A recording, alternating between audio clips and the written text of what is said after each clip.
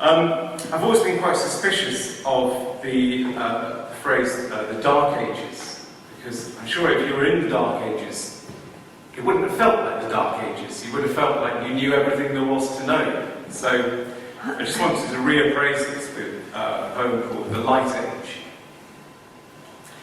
In a badly drawn world, when England was as plump as a summer marrow, when Essex changed places with Kent and no one much cared, the shape of things was not what mattered most.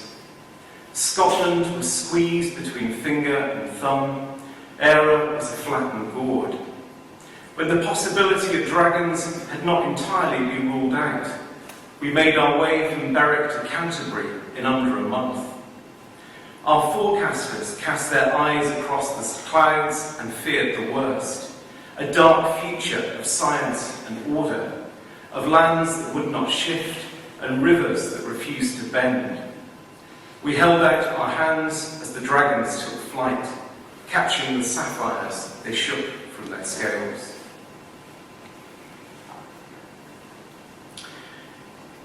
Now, for a gentleman such as me, I sometimes wish that we lived in the age of hats. But unfortunately we don't. Well, they come back periodically. But this is an ode to the age of hats, called Halos.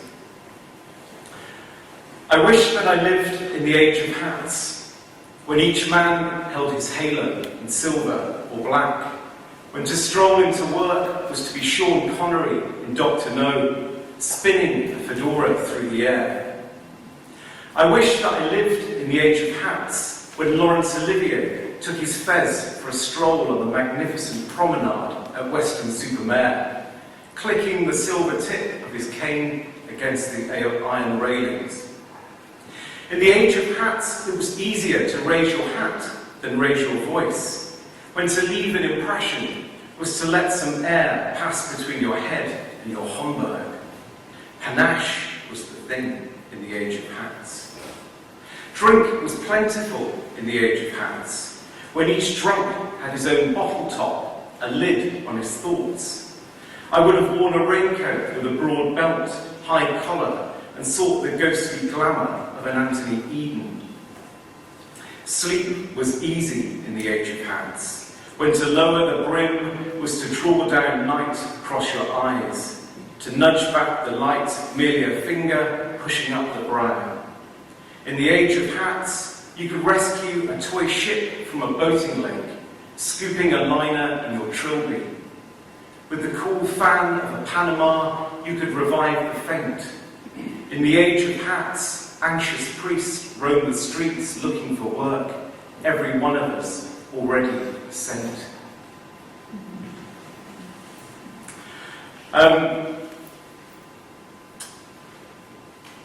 Bob Dylan came to England in the winter of 1962, and he stayed with folk musician Martin McCarthy, who came up with the famous arrangement of Scarborough Fair, which Paul Simon subsequently pinched. But Martin McCarthy lived in Hampstead at the time, and it was so cold, and they had no firewood, that they took the radical decision to chop up the piano for firewood. Firewood. Given the choice of piano or guitars, he took a hatchet to the Kemble, splintering the lid while the snowflakes fell, but not before Lord Franklin one last time. We cracked the soundboard and fed the furnace with maple and spruce. The keyboard shattered like a mouthful of teeth. With each stroke, we heard the chimes of a ruined clock. Too cold even to skate on Hampstead's ponds, we picked Scarborough Fair in fingerless gloves. It was nothing more than a stopping off point, and in the thaw, when the sun glinted from London's rooftops, all he left us were two brass feet, door handles into the future.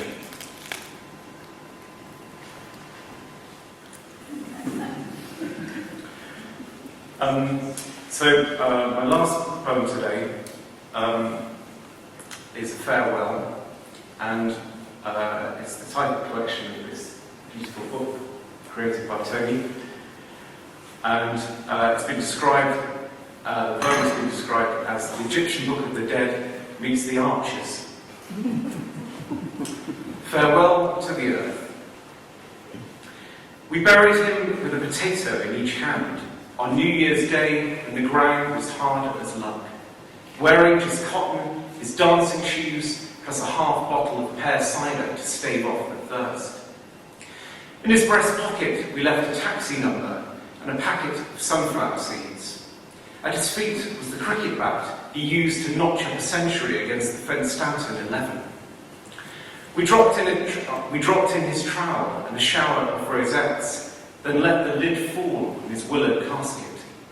The sky was hard as enamel. There was a callus of frost on the face of the fields. Dust to dust, but this was no ordinary muck. The burial plot was by his allotment, where the water butt brimmed with algae, and the shed door swung and slammed as we shook back the soil. During the service, my mother asked the funeral director to leave, take away some hair, and the resemblance was too close. And yet, my father never looked so smart. I kept expecting him to walk in, his brow steaming with rain, soil under his fingernails, smelling of hot ashes and compost, looking for fresh tea in the pot. Thank you very much.